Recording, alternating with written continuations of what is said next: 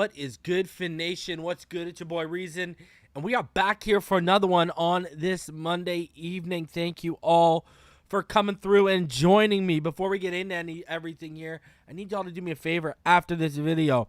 You know that's the homie right there, and you know we collaborate and we work side by side.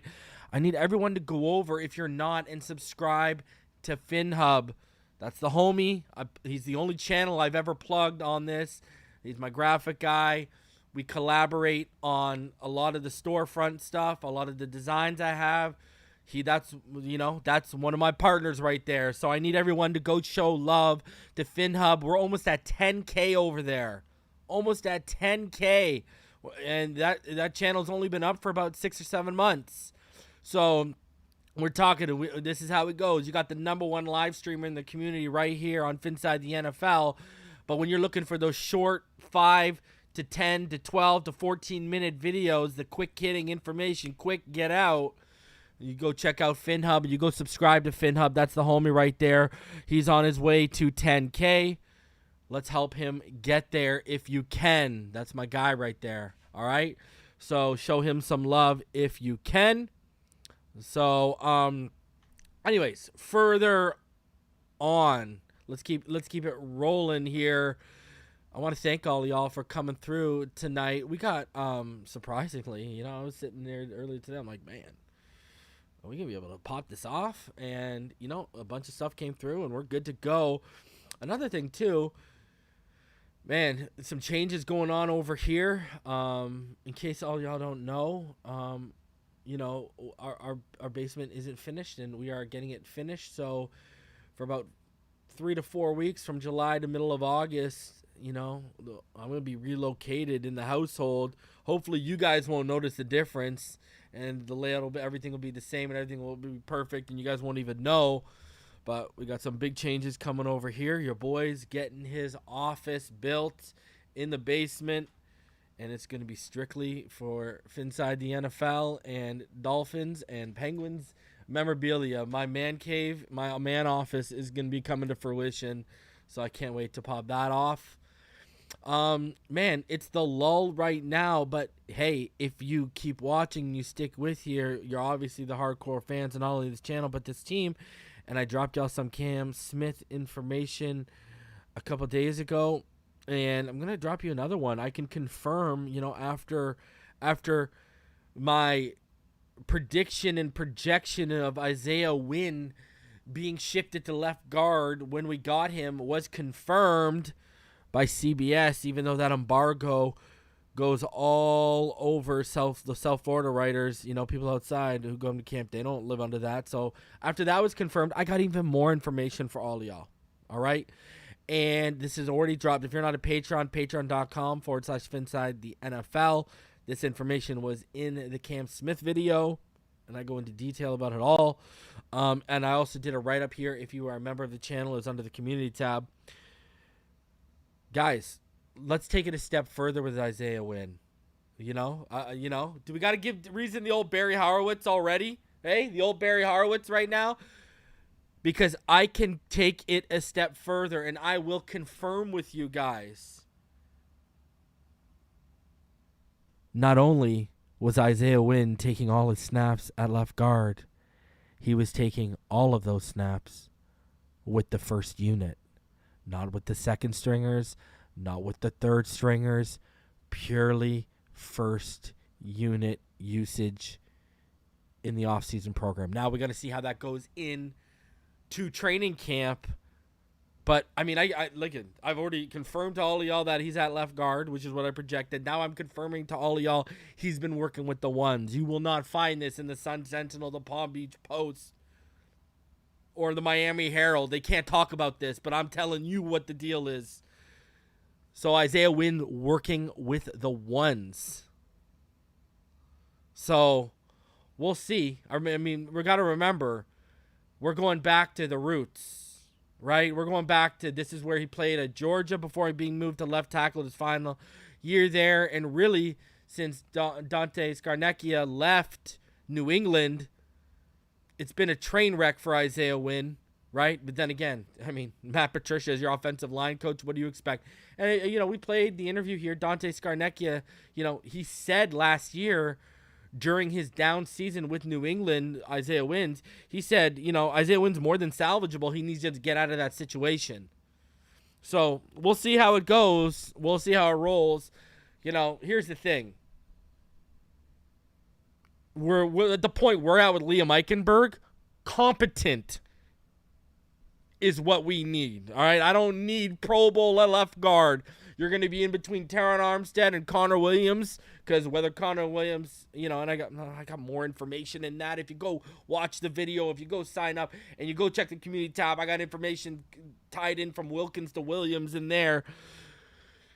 So Williams, you win in between Connor. Let me tell you this: I trust Isaiah Wynn at left guard in between Connor Williams and Teron Armstead more than I trust Liam Eichenberg. I've said that since last offseason, and I will continue to say it. All I need is competent. All right? That's all I need. You're going to have a top 10 guy at his position on your right and a top 5 guy when he's healthy at his position, arguably top 3 in Teron Armstead to your left. I'm good. Just give me competent in between. Isaiah, that's the perfect opportunity for Isaiah Wynn. All right? That's the perfect opportunity. Learn from those guys, especially Teron Armstead, and lean on them. Not be dependent to be out on islands by yourself. He should have never been put at right tackle. That should have never happened. A guy whose whole career, people don't understand how hard that transition is. Now, has Reason been right in predicting Penei Sewell and all these kind of guys going to right tackle? Yeah. But if you look at it, I look for certain athletic profiles when we're talking about certain athletic profiles and football IQs when we're transitioning from left to right. Not every guy can do it. Not every guy can do that. All right? You just can't. And especially when you don't have competent offensive line. See, people keep Belichick. No. Go look at that offensive line since Dante Scarnecchia. Sure, it's had its moments, but is that offensive line as good as the 20 years when Dante Scarnecchia was running that offensive line? Let's not start lying to ourselves, all right? All right? I knew Michael Onwenu was going to be a stud. Joe Thuney was already there. Now he's gone, right? So, listen, is the offensive line in New England bad? But we're not talking about this as elite Dante Scarnecchian levels out here, okay? And notice how I turned Scarnecchia into Scarnecchian because, play on words there in terms of making that almost like a cult of offensive linemen coming out of the Scarnecchian tree. Scarnecchia. Anyways, listen. I think Isaiah Wynn is salvageable. He's got the tools. If you watch him at left guard at Georgia, he's fine. And I'm going to tell you this right now. You know why I think he's salvageable? Because, listen, I'm not going to sit up here. There's tons of guys out, not in the Dolphins community on YouTube, but out in the NFL community that can break down film much better than I can. Brett Collerman, these guys, okay? I'm not sitting here saying I'm on their level. But I know my shit. And when it comes to that offensive line, I know my shit. I've got a pretty good track record, especially since I started this channel with offensive linemen. And I'm very confident in this Isaiah Wynn project because they saw what I saw. And that's not putting me on a level. That's saying it was so freaking obvious, right? They're not trying to fit a square peg in a round hole. They're seeing the obvious, the glaring obvious. They're seeing it. They're not being blind to it or ignorant to it because they're saying, well, I'm a smart head coach. I don't need to listen to that. We always get those stubborn qualities of coaches, whether you're an offensive line coach, an offensive coordinator, a head coach, a defensive coordinator, whatever the case may be. All coaches have stubborn tendencies to them, and we're getting those stubborn tendencies. They're IDing that, okay, Eichenberg, T-Rex arms, length issues, the guy who had to be technically sound from day one because he's got quicksand feet, right? Not athletic enough. You knew what the deal was. This guy needed to be so fundamentally sound. He needed to be the Tim Duncan of guards to survive in the NFL. We're not talking about be one of the best ever. We're talking about like surviving in the NFL. He needs to be like Tim Duncan levels of fundamental at his position. And he's been anything but. Now, has he had his moments where he looked like, hey, he might turn a corner? Sure, but I'm not sitting here banking on flashes. We're not talking about flashes Tua had, i.e. against Arizona and such. We're talking about like minuscule flashes, right? So I'm not going to sit here and bank on that. I think Isaiah Wynn between Teron Armstead and Connor Williams is a great play. I hope it's working out. I've heard good things. We'll see how it goes moving forward, but I can confirm Isaiah Wynn not only a left guard all offseason program, but also working with the ones.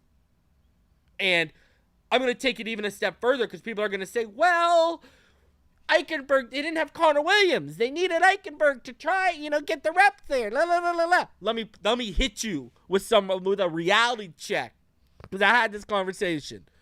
Let's take it a step further. Let's look into the reasoning of this, okay? Think about this for a sec. Liam Eichenberg, we're not talking about a guy who's been a left guard for 2 or 3 years. We're talking about a guy who's still technically a project at left guard and can use all the left guard snaps possible. Off-season program, OTAs, mandatory minicamp, or not.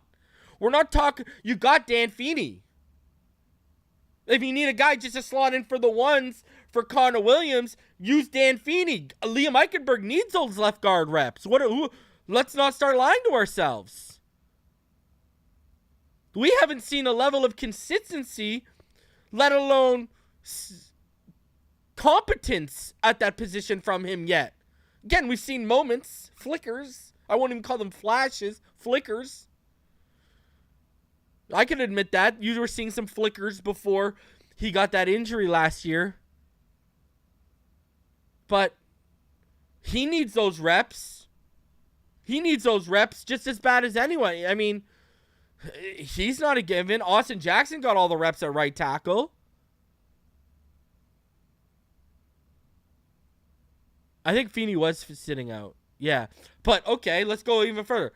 Why did we bring in Alma Ulave? Throw the San Diego State kid in there. And then we're hearing reports of Eichenberg already being better at snapping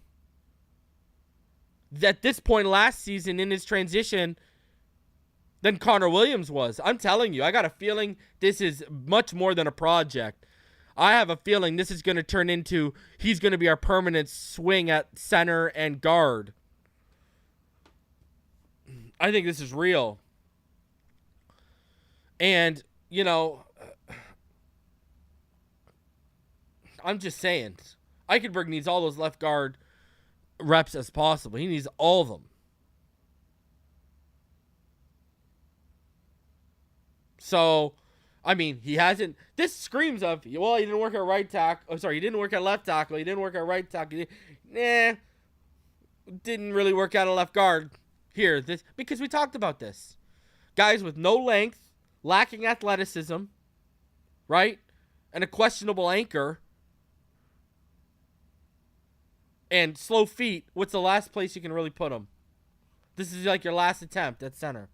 So hopefully it works out for the guy, man. Hopefully it does. But, this Isaiah Wynn thing, I think there's, when I'm telling you, when I heard he was with the ones, and this is from a very reliable person, I was like, oh, man, this is very interesting here. Yeah, no anchor. I know, bro. I've seen dinghies with better anchors than dinghy boats with better anchors than freaking Liam Eichenberg. Jesus. My God. While Teron Armstead's got a better anchor than a freaking $1 million yacht. So, you go figure that out. I thought that was kind of interesting, man. I wanted to let y'all know. But go check it out. Go sign up, man. There's a lot of information in that. And something else I want to talk about. I see, people arguing and going back and forth on Twitter, about, the offense and how it would perform without Tua. how it performed without Tua last year. You know what I mean? I'm seeing a lot of how do I say this? I'm seeing a lot of different opinions flying around here, and it's crazy because some of the stuff I'm seeing out here, I'm seeing, and I'm seeing Elaine Poupar get into it, with people over it from SI, and he's trying to use, the sample sizes he's using are like so small and minuscule, but, I saw he was trying to use a couple of games, right? I believe what, let me find the exact one. Okay, yeah, here you go. How Hill had 109 yards versus Cincinnati after Tua left, and 177 yards versus Minnesota with Skyler and Teddy. You know what I mean? That's his answer. It's always going back to Tyreek, the best athlete in football, right? And my whole problem is, and I've said this before, why do we keep neglecting what happened with Waddle? Right? Why do people keep leaving this out? I don't understand why how people, it's let's use the freakiest athlete ever known, and even still, let's go deep, right? When we go deep here, when we actually get into the crux of things here, this is very easy to kill. This is not hard. And shout out to Poupar, to Knight. He says, "Bro, Poupar and I are at war today." All right, well, this is very easy here, okay? Like, I mean, let's talk about it. Let's even throw Hill in this right now. All right, well, what are we talking about right now? I mean, when you bring up the numbers, what are we talking about right now? This is not an argument. All right? Well, where's the argument here? Like, let's should we start off in receiving touchdowns in 5 games without Tua? I mean, let's go back to the Jets games. You can go watch either Jets game, and you will see Waddle giving Sauce Gardner the work, turning him inside out, wide open, and no one's throwing him the football because we don't have good enough guys back there. Look at freaking Waddle. Waddle went down 32 yards per game when Tua, and we saw the same thing with Jabroni Brisket, Jacoby Brissett the year before. Jalen Waddle was disappearing when Tua wasn't around, but when Tua was around in Waddle's rookie year, look at the numbers Waddle put up and look at the receptions he put up. Look at this. Who are we lying to right now? Trying to use little small sample sizes and say, well, hey, don't worry, this offense is fine without Tua. Who are we lying to? We've seen the efficiency charts. Tua Tagovailoa was the second most deep, accurate passer in one of the most vertical, speed-based offenses in the NFL, or that the NFL's ever seen. That alone should tell you how critical he is to the offense. But then, how many times and how many EPA charts have I put up to show that Tua was the most efficient quarterback in the NFL for the first 12 weeks, and it wasn't even close? And it took that little losing streak to knock him down to only second in the NFL behind Patrick Mahomes as the most efficient quarterback in the NFL, and he was still way up there, and they were way ahead of the pack. When you lose that efficiency, when you lose that accuracy, it matters. Let's not start acting like any Joe Schmo off the street could come out here. Those touchdowns, if it was so pitch and catch with Tua and our receivers, those touchdown numbers would be a whole hell of a lot different without Tua Tagovailoa. All right? Targets per game, both dropped. Receptions per game, Tyreek stayed the exact same. Waddle dropped. Reception yards per game, both dropped. Tyreek by 12 yards. Jalen Waddle by 32 yards. Touchdowns per game dropped to averaging over half a touchdown per game. 0.7 for Waddle and 0.6 to Tyreek. Two freaking donuts. Krispy Kremes. So I don't know what this argument is that last year, still something to behold. Sure, if you're going to target the greatest athlete, arguably the greatest athlete, you're talking about a guy who's up there with the Deion Sanders, the Bo Jacksons, the Jim Browns, arguably the greatest athlete ever, Tyreek Hill, to lace up, probably the greatest athlete to play the receiver position. We can agree on that. If not the greatest athlete to play the game, the greatest athlete to play the receiver position. Yeah, you're going to target him. You're going to get yards. You're going to feed him the ball. Yeah, you're going to get yards. All right? That's not going to change. But you weren't getting as many yards, and you weren't getting touchdowns. And your yards per reception went down. And Waddle fell off a cliff without Tua. Right? And they still, you look at those numbers. And with those 5 games without Tua, they still almost broke the single season receiving record for a wide receiver duo in the NFL. Come on right now. Yeah. Sorry. Tua is a massive cog in this wheel, just like Tyreek and Waddle are. They, like the holy freaking trinity, okay? That's what they are. Oh, I gotta put that on a shirt. I'm just saying. So, I mean, you put those numbers up, it's evident. I don't know what the argument is. All right? And I'm especially not going to hear this from people who, I'm sorry, you can be at the game all you want. But, all right? Not even close when we're talking about eyes and opinions, all right?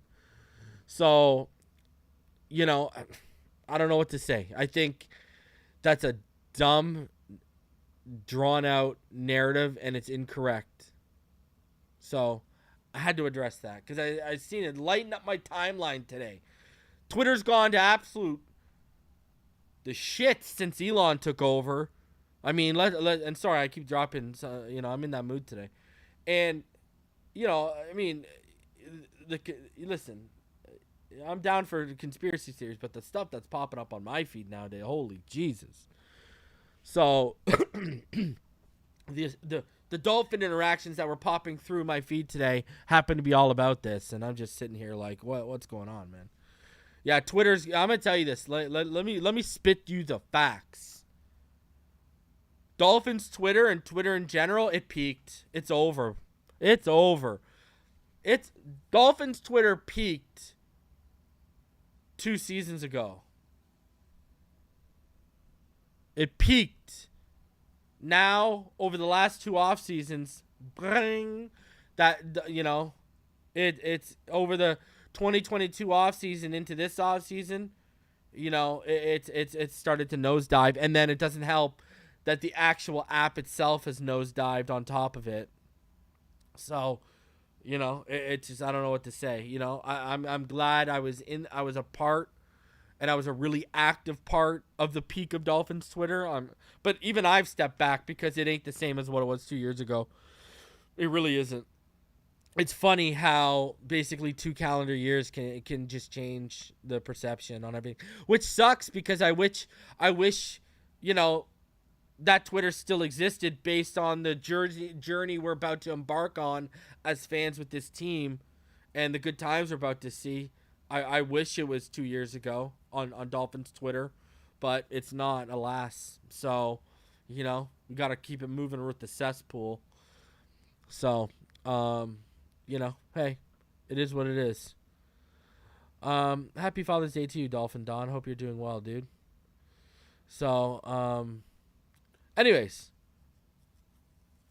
Yeah. I saw. No, I got no problem with Elon. I really actually am indifferent on Elon. I just care about the app. The app's just gone to. Whoo! The app has gone to the crap. So, anyways. And Topher, I see what you're talking about. Yeah. I see it. Steady. Man, who thought Bradley Beal would set off, huh? 305 of you in the chat. Please smash the like button. Subscribe if you are new. We are under 500 away from 12K. We are about 430 away from 12K.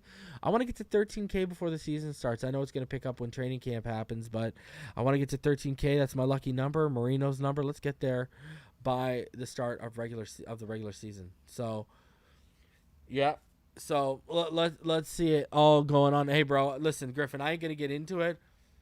All this alien stuff popping up on my timeline right after those FBI whistleblowers came out about the whole Russian thing. That's a big of a coincidence. And I've seen the body cam footage from the police officer. Clearly something fell out of the sky. I can agree with that. But it looked like, there's a trailing piece. I don't know. I'm not going to sit here and say it was a UAP or a UFO. But I will say this. That family saying that there's little green men or big green men in their backyard, I don't know about that, okay? I'm not going to go that far here, okay?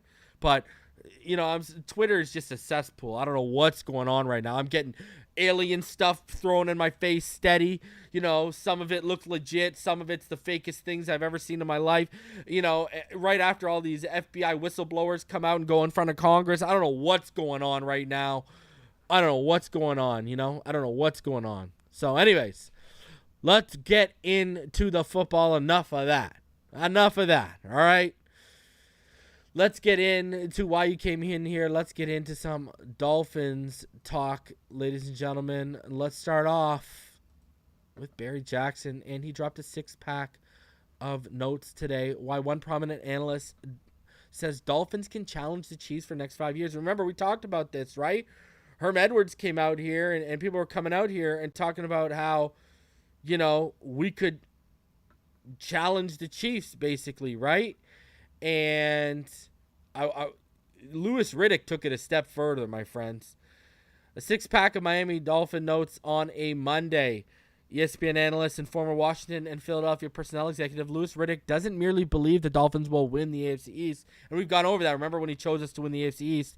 He also says the Dolphins are one of two teams best positioned to challenge Kansas City's AFC supremacy in the next 5 years. A team other than the Bengals that can really challenge Kansas City over the next 5 years has to be Miami because they have the firepower offense. They have got a fantastic defense that is going to take a step up. I understand every time I bring up Miami's name, people will say, well, Tagovailoa can't stay healthy. I get that. I get what his track record is. I would assume this year offensively they are going to change a bit philosophically to the point where the run game, as you saw it last year when it was really dialed up, it was something that could take the pressure off Tua. It could slow down opposing pass rushers and help their offensive line. If Mike McDaniel emphasizes that they have got the weapons coming out the ears defensively, they also have a young nucleus of guys who are QB hunters as well as any team in the AFC or NFC for that matter who can get after Patrick Mahomes. This team is uniquely positioned to make a run and can start doing it this year. The quarterback position obviously has to be on the field. This is huge.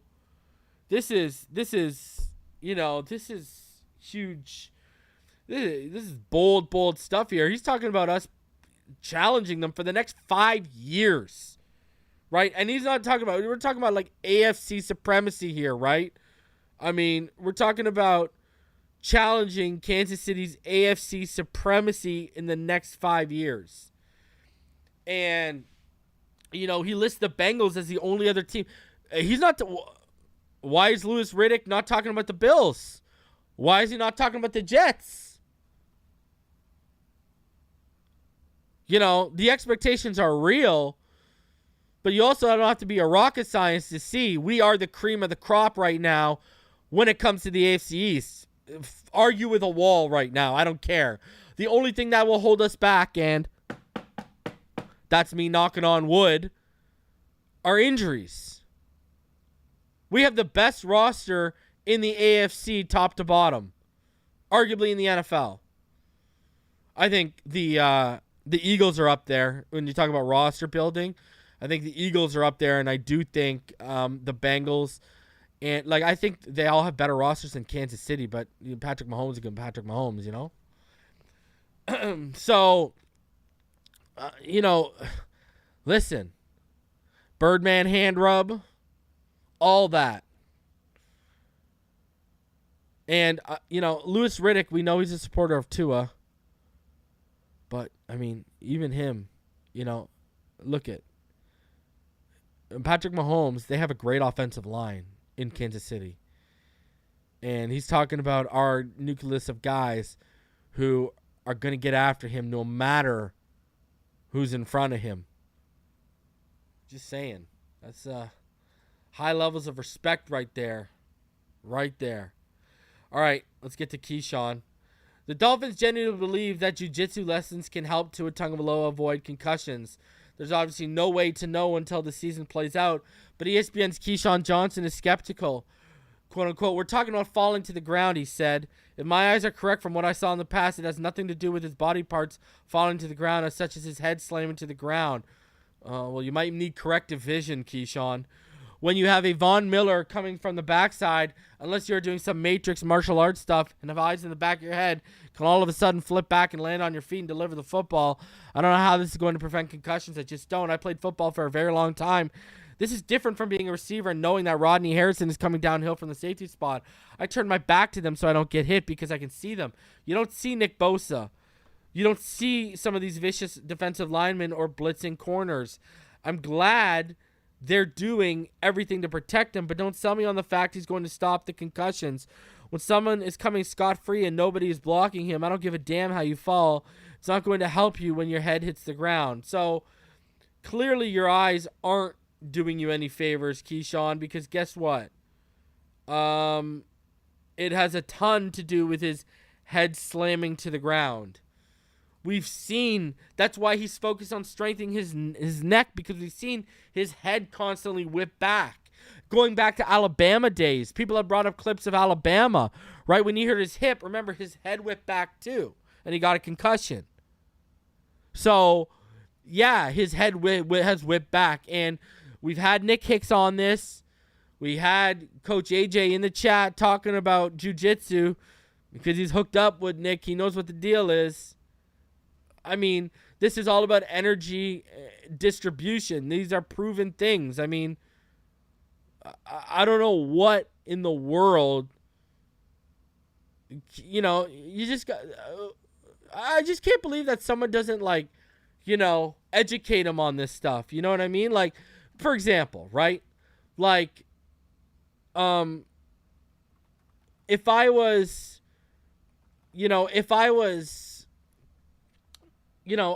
listen, if I was an intern, how do you not know about tip of the spear football, especially with how big this story has gotten? And Scott Peters has been doing this jiu-jitsu stuff and teaching offensive linemen this for years, right?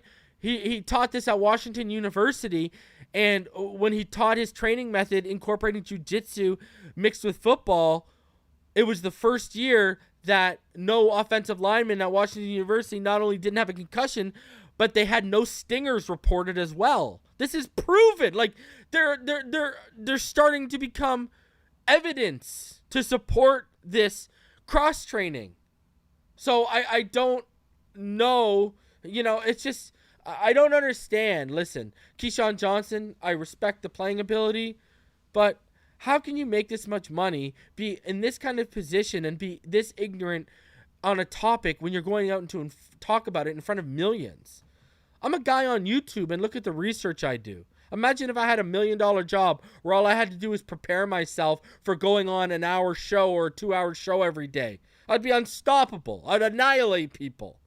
You wouldn't want to see me on Undisputed. Skip would go from I can't lose in these shoes to I lose every day in these shoes with his Twitter updates about his MJs every morning.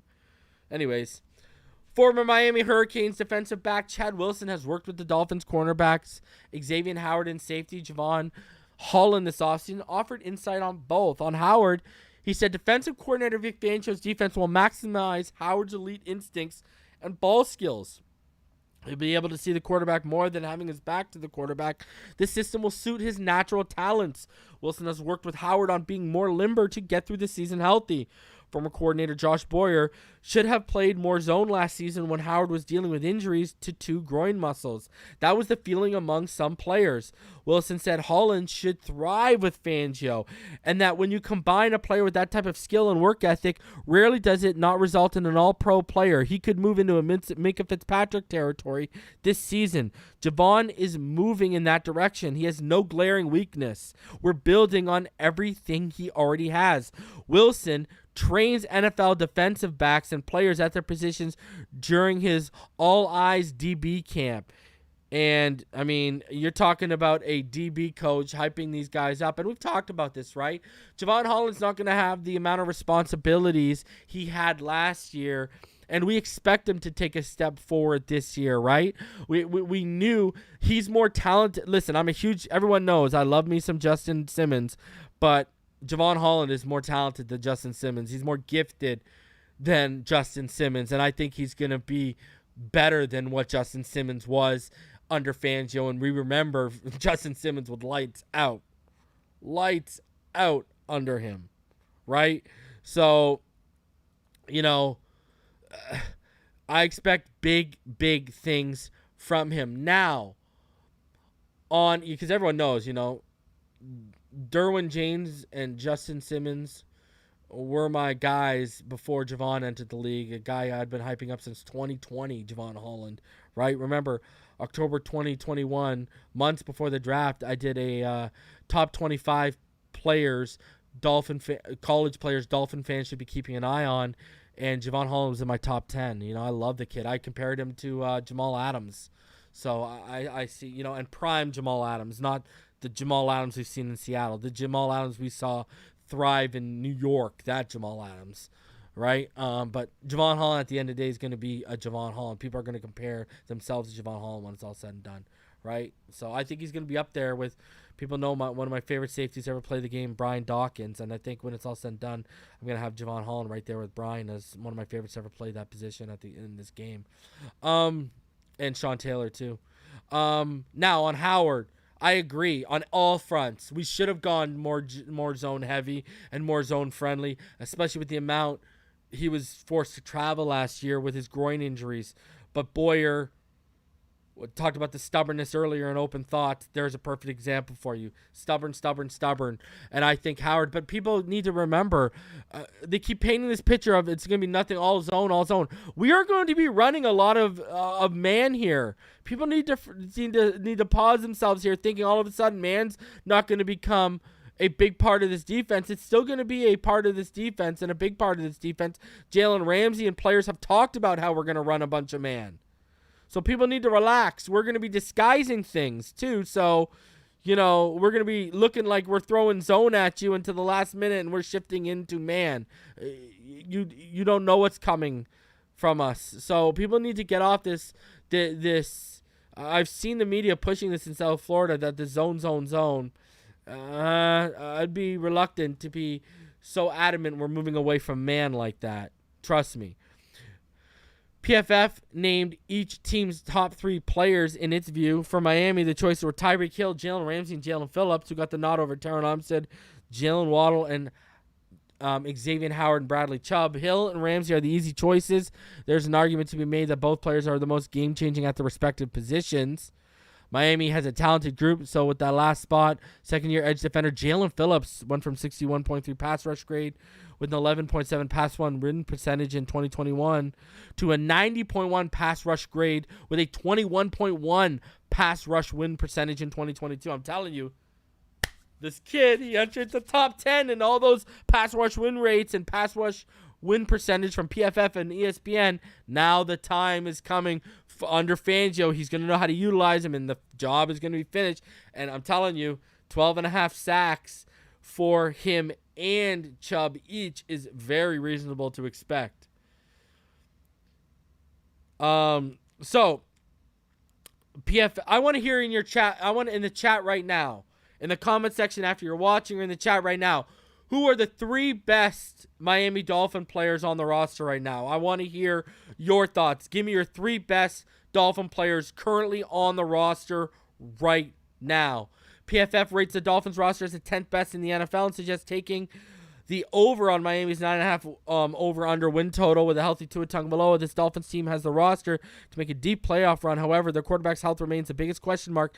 Could also be what keeps them out of the playoffs altogether. PFF calls the wide receiver group the Dolphins' biggest strength, and the offensive line their biggest weakness. Some of the Dolphins' pickups have played in systems similar to the ones run by Coach Mike McDaniel and Vic Fangio. New offensive tackle Cedric Ogbuehi says playing in his own blocking scheme with the Jets should help him in his bid to win a roster spot. It's literally the same kind of scheme, obviously different nuances, but it's prepared me a lot. It's all about playing fast, running, playing in space. Got to be good Got to be in good shape for one, but it's good for my skill set. Tight end Tyler Kroft said one appeal of signing with Miami was familiarity with the system, too. Being with the Jets 2 years ago and the 49ers last year, it seemed like it would be a nice, smooth transition into the offense. All right, let's go through some of your... Yeah, exactly. Match. Tell them, ball game. Not enough people in the, not enough people talking about the match coverage ball game. Not enough people at all. Tell them. That's what I think is confusing these people, ball game, why they keep saying zone, zone. Because they don't know about the intricacies of match coverage unless they watch the film. And they study the defense. You know what I mean? So they just automatically chalk it up as zone. Right? So, I agree with you 110%. All right, so Tua, Tyreek, Ramsey. Hill, Tua, Phillips. Ramsey, Holland, Hill. Tua, Reek, and Waddle. Ramsey, Tyreek, Tua. Hill, Ramsey, and Holland. Tyreek, Armstead, Waddle. Tua, Wilkins, Holland. Tyreek, Tua, Ramsey. Tua, Waddle, Hill. Tua, Hill, Waddle, Xavier Howard, Armstead, Hill, Ramsey, X, and Tua. Really, Tua, Coach, and Fangio. That's the important three. I like the answer, Eric. Outside the box. And you can't answer it. Ramsey, Hill, Waddle, 1017 says we are too deep to pick just three. I get it. I know what you're at. Huge. All right, love it. Hill, Waddle, Phillips. Love it. Most people don't understand how match works. We'll definitely be running man coverage. Exactly, ball game. You know what it is. We went over that when we did our, right, when we dropped all that info on the defense. When we went heavy into that defense, we talked about match and all the match principles they'll be rocking this year in that defense, right? So, yeah, people go back and watch that. We've already let y'all know what the deal is on that defense and let you know some of the coverages you might be seeing this year, too. Griffin Gaming donates $5. He says, I'll dive into all that stuff. He's talking about the conspiracy stuff with you sometime if you want when we don't have Dolphins news to talk about, of course. Hey, man, I love it. I'm always down for good, deep conversation, brother. Always. Continuing on here for all of y'all. All right. This is what I want to go into this for all of you guys right here. Check this out. Omar Kelly. He brought out an article about Dalvin Cook, and he's been kind of saying what I've been saying, a multi-year deal. Now I'm saying an out after 1 year. But check it, this is what he is. And, he's kind of backing what we're all saying about how Dalvin makes us a Super Bowl contender, right? He said, Kelly, a multi-year deal for Dalvin Cook needs to be what the Dolphins offer. The Dolphins don't need Dalvin Cook. The 25th ranked run game likely will improve since everyone is entering the second season in the offense, so the understanding and execution should turn up a decibel if injuries don't ravage the offensive line. Talent-wise, the Dolphins are a team worthy of being an AFC wildcard team. Maybe they'll push for an AFC East supremacy. There's that AFC East supremacy again, huh? Jockeying to surpass the Buffalo Bills and hold off the Jets. The season should have a positive outlook with the roster as is. But add Cook to this offense, and the Dolphins enter the stratosphere of the NFL elites. Add Cook, a 4-time Pro Bowl selection who rushed for over 1,100 yards or more for 4 straight seasons, and Miami enters the Super Bowl conversation. If injuries don't decimate the team's top shelf of talent and Vic Fangio transforms Miami's defense into a top 10 unit, the Dolphins would be right up there with the Chiefs, the Bills, the Bengals, the Eagles when it comes to talent and expectations. And Miami has a ton of talent while all 4 of those teams took veteran losses during the offseason. So let him chip away at some of the anti-Cook argument. Is the money asked too high? If Cook had been released before June, back when teams had cap space and didn't draft younger, cheaper talent, Cook likely would have landed one of the biggest tailback deals this offseason because of his production and age. And during his conversation with NFL Network, Cook admitted he's looking for a team to show him that level of respect. That is why a 2 or 3 year deal, one that provides Cook injury protection, is what I'd be putting on the table to separate ourselves from other suitors. And that's what I've actually said too as well, right? Like, you got to beat them to the punch. I'd offer Cook's Kelly says I'd offer a contract that potentially pays Cook $6 million a season for 2 years, with the third year being voidable. Now I've said 2 year, second year voidable. Keep in mind, Miami signed Chase Edmonds to a 2 year deal worth $12 million last offseason, and at that time he was a backup in Arizona. So to suggest a 3 year, $16 million offer, which features a $5 million signing bonus, $1.1 million as base salary in 2023, and $3 million guaranteed for injury in 2024, isn't fair, is disrespectful.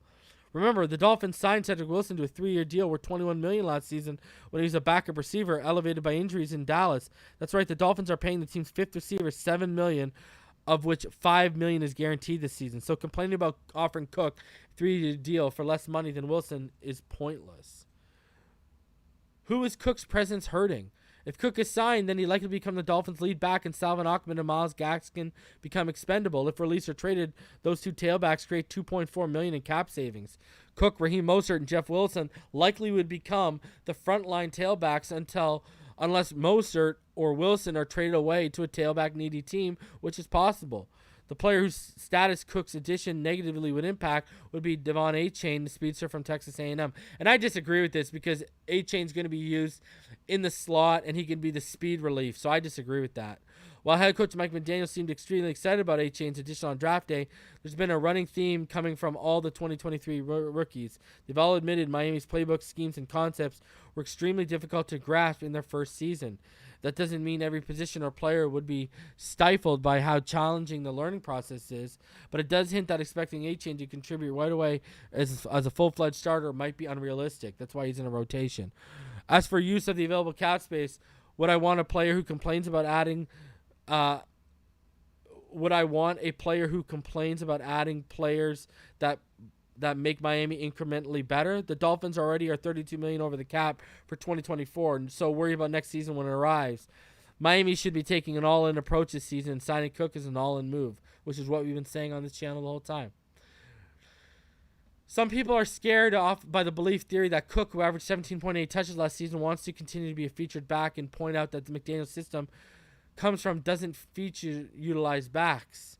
That's baloney, considering Charles Davis was Mike Shanahan's featured back when the Denver Broncos team McDaniel started with as an intern won the Super Bowl.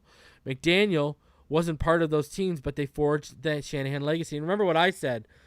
He sees Cook as his McCaffrey, because Shanahan got McCaffrey last year, and they made him a bell cow. What are we talking about? Arian Foster was Houston's featured back for Shanahan protege Gary Kubiak, who gave McDaniel his first offensive assistant role with the Texans. The same offense was actually run in Minnesota when Kubiak was the offensive coordinator during the 2022 season, which happened to be Cook's best NFL season, seeing how he ran for 1,557 yards and scored 16 touchdowns. So saying that Cook doesn't work for this offense is ridiculous. Also last year, the San Francisco 49ers, the organization McDaniel came from, traded for Christian McCaffrey at the midseason point and instantly made him the featured weapon. McCaffrey led the 49ers to the NFC Championship game. And remember, they already had Kittle and Deebo Samuel. What I'm saying is that the tailback platoon utilized by this offense isn't always by design. It's a byproduct of the talent at the team's disposal. Exceptions are made for exceptional talents, and Cook's track record showed he's one of the NFL's top 5 to 7 tailbacks. Just imagine what can happen at Tua Tagovailoa-led offense that features Jalen Waddle as the flanker, Robbie Chosen as a split end, Tyreek as a slot weapon, and then Cook coming out the backfield. Opposing defense wouldn't dare put 8 men in the box against that offense, and it'd probably be 6 in the box for most snaps because only an irresponsible defensive coordinator wouldn't leave a safety deep fearing the deep ball throw from Tagovailoa, the quarterback who delivered the most big passing plays in the NFL in 2022. My point is that Cook in the Dolphins' backfield, Miami likely would possess the NFL's most feared offensive weaponry. Can you imagine the production Cook would get from a simple check down pass where he's got one linebacker to beat? Add that up, then multiplied by 3 or 4 times a game. Eventually, Cook's presence would force defenses to creep up. His ability to close out games with his 4.7 yards per carry average would benefit the Dolphins' defense. Add Cook and everyone is cooking. McDaniel's play calls are better. Fangio's defense is probably more respected and often has a lead. And Hill and Waddle might get singled more often. Those are the reasons Miami should use half of the team's remaining cap space to sign Cook to a respectable multi-year deal, keeping him off the New York Jets or another AFC team jockeying to become relevant. Miami can be good without Cook. The Dolphins could become great with him. I agree with every point he made. 110%. We are an automatic Super Bowl contender when you add Dalvin Cook. There is no question about it. It's not even close. Not even close. Not even close. So, what more can you say, right? What more can you say from that? He was dead on. Dead on. And listen, this offense, it's already one of the most feared in the NFL. You add Dalvin Cook, it might be one of the most feared in NFL history. And imagine if the offensive line gives us top 20, top 15 production this year. Top 15, oh my God. Then it's really over. Whew. Now, I made a big deal about the tight end room right now. And Chris Perkins came out with an article, and it got me thinking, and this is why I'm going to bring it up to all of y'all. He said, Chris Perkins, Dolphins don't necessarily want a receiving tight end, and he understands that now. The Miami Dolphins don't want a receiving tight end as badly as he does or I do. Chris Perkins realizes that now, so he's giving up on his request that they find a receiving tight end. It took him a few months to reach this point, but it finally clicked. Coach Mike McDaniel said it recently, and offensive coordinator Frank Smith reiterated the message. The Dolphins want their tight ends to play to their strengths. You need them to do what they're already walked in the door they're good at, or in their minds their strength, McDaniel said, so that they continue to develop something that is confident in their game, and that's smart football. That's the Dolphins, by design, have a collection of inline or blocking tight ends. Knowing that, it's becoming apparent that the Dolphins' number 3 receiver, the person who gets targeted after receivers Tyreek Hill and Jalen Waddle, won't be a tight end. It'll likely be a receiver or running back, and that's fine. At least we all know that now. We can give up on our desire for the Dolphins to find a receiving tight end. It was a burning desire, as you know. The Dolphins will roll with veteran Durham Smythe as their starting tight end. He'll be backed up by 2 or 3-man group that include Tanner Connor, Tyler Kroft, Eric Saubert, Elijah Higgins, and undrafted rookie Julian Hill. Dolphins, of course, had Mike Gesicki, a receiving tight end last season, but he departed from the New England Patriots in one season and one coaching change. Gesicki wasn't an accomplished blocker, and he became a square peg for a round hole. Love that, Chris. I always use that. So he had to go. For a while, he thought the Dolphins wanted a receiving tight end, just not Gesicki. Here's the thing he had in mind all last offseason. McDaniel presided over an offense in San Francisco that included all-world tight end George Kittle, an accomplished blocker, and even better receiver. Kittle was and is an offensive weapon. McDaniel has an innovative, creative offensive mind. Chris Perkins assumed McDaniel would seek the same versatility and playmaking in his tight end with the Dolphins, and that's not the case. Smith pretty much confirmed that when on the final day of minicamp, he was asked about the pursuit of a receiving tight end. And he said, we're fortunate enough for our wide receiver position. We have a lot of guys there. So, it's using guys to their strength, what they do well. And in spring is that time where you can really work on those aspects. In other words, the wide receivers are better receivers than the tight ends whose strength is blocking. So the Dolphins will play to each position's strengths. Again, that's smart football. It's not saying the Dolphins don't want the tight ends to catch the ball, and it's not saying they won't work on the receiving aspect of the games. It's saying they'll play to the tight end strengths. With our offense, Smith said, blocking is as important as receiving. We don't necessarily just focus on one aspect of the skill set. We focus on the complete part of the skill set, so pass protection, run blocking, and route running. Trent Sherfield's a perfect example. Chris Perkins is not certain if Smith was listing those skills in the Dolphins' preferred order, but it's kind of how he sees their preferences lining up. In the big picture, It doesn't matter whether the Dolphins prefer a receiving tight end, blocking tight end, or combination tight end. What matters is the Dolphins get the desired player for the job, and it appears that's the case with Durham Smythe. The Dolphins knew what they wanted all along, and Chris Perkins has finally painfully come to that realization. His issue last season was the offense became predictable late in the year. Throw to Hill, throw to Waddle, repeat. And getting Gesicki in the run game more involved could have helped. Yes, Gesicki had some crucial late season drops, but he was your best number 3 offensive option. But set that aside, it's in the past. The present and the future is inline tight ends for the Dolphins. The tight ends on the roster have the skill set for Dolphins' desire, and he understands that now. And the reason why I read this is because I understand that now. And when I asked the question, and I posted, I had a Twitter poll, and I posed the question to all of y'all, I had people say, hey, listen, Reason, I think we just don't need that. And I think the coaching staff thinks they just don't need that, and they don't want that. And you know what? It makes perfect sense. It makes perfect sense given the receiver. Because Robbie Chosen's a better receiver option than Mike Gesicki ever was. Eric Izakama looks like he's going to turn into quite the receiving option. And then A-Chain, he's going to be a receiving option out of the slot and out of the backfield. Hell, you have Dalvin Cook, that's a better receiving option than Gesicki ever was. So, listen. And I agree with what Aiden said. If Gesicki blocked, who knows where he could be right now or where he'd be right now. But,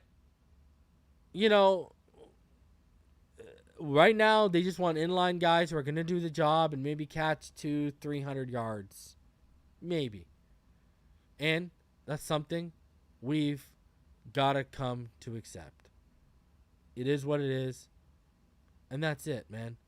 And, they're going to find other ways to get that production, clearly. So, we'll see. Intriguing thing with me and the EM Dolphin fan used to always talk about on this channel, I wish they would have given Matt Collins a try at tight end. He would have been an interesting conversion, I thought. I got a question for all of y'all here because Bleacher Report brought this up, and I went into this article. It's every team's most important contract extension ahead of the 2023 season. And you automatically think, okay, Christian Wilkins, right? And, you think it's going to be Christian Wilkins. And then you go down here, and it's not Christian Wilkins. And I want to get your guys' thoughts on this. Who they've listed is Tua Tagovailoa is the most important contract extension ahead of the 2023 NFL season. The Dolphins' decision on whether or not to extend their quarterback early won't be as easy as to make for the Bengals or the Chargers. Tua Tagovailoa can sign a new deal now and is coming off his best statistical season. Past year, he led the NFL in both yards per attempt and NFL passer rating. He seemed to flourish in Mike McDaniel's offense and with the addition of Tyreek Hill and entered the conversation of the league's best young signal callers. However, Tagovailoa was much less consistent before McDaniel's arrival, and he missed time with multiple concussions in 2022. This means that the 25-year-old had less than one full season of top-tier play on his resume. Joe Burrow and Justin Herbert had play at a high level more consistently and for longer than Tagovailoa has. That's why extending them after 3 years is more logical for them than Miami, which might want to ensure 2022 is no fluke. The Dolphins have to weigh this reality against the fact that Tagovailoa is on his way to being an elite quarterback. He may eventually demand to be paid more than Burrow and Herbert if he's the last of the 2020 trio to sign. It's a tricky decision, but an important one. Yeah, but that's a next season. Here's my issue. And this is my issue with Tua Tagovailoa being too clickbait. Christian Wilkins is the pressing matter right now. I don't know what Bleacher Report or who's working at Bleacher Report wrote that. Tua Tagovailoa is the most important decision next offseason. Right now, it's Christian Wilkins, then Connor Williams. But in the chat, I want to know, who do you think's the bigger concern right now of an extension? Wilkins or Tua? Let me know in the chat or in the comments after, because I think that's ridiculous to even suggest something. You know what I mean? And quickly, just to show you guys something, because you got to look at this one. Look at the most consecutive winning seasons among active streaks. You got Kansas City at 10, the Bills at 4, you got Miami at 3. We're tied for third, right, with 3, right? And then you look at this. Look at the flip side. Years without a playoff win. The Miami Dolphins have the second longest drought at 22 years next to the Detroit Lions 31 years. Wow, the contrast, eh? We currently have the third longest streak of consecutive winning seasons, but we have the second longest streak of consecutive seasons without a playoff win. Go figure that one out. The irony of that one. Good Lord. That is absolutely hilarious. I'm sorry. I thought that was funny, and I needed to point that out to all of you guys. When I saw that, I was like, are you kidding me? That's hilarious. I was like, that's hilarious. That's too much for me. All right, quick programming note.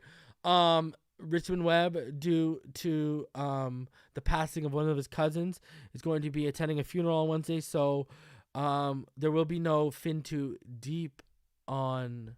There'll be no finish line on Wednesday. Fin too deep. Me and Neil will be back on Thursday, but I will be live probably Wednesday by myself, and tomorrow we are going to play it by ear, just seeing on how all the news comes out and everything that goes down. But you can still expect me this week, and then this weekend we're going to hopefully dive into a Mitchell Agudier prospect preview for all of you guys. So we got some stuff coming up, and I'm working on some stuff that's going to hopefully come up in the next couple of weeks for all of you guys. So the content's still coming. You can still expect me, and I will still be live this week multiple times. So Thursday night, be live, and that's going to be around 4:30 on Thursday, me and Neil. And then you can expect us, so you drive home on Thursday, right?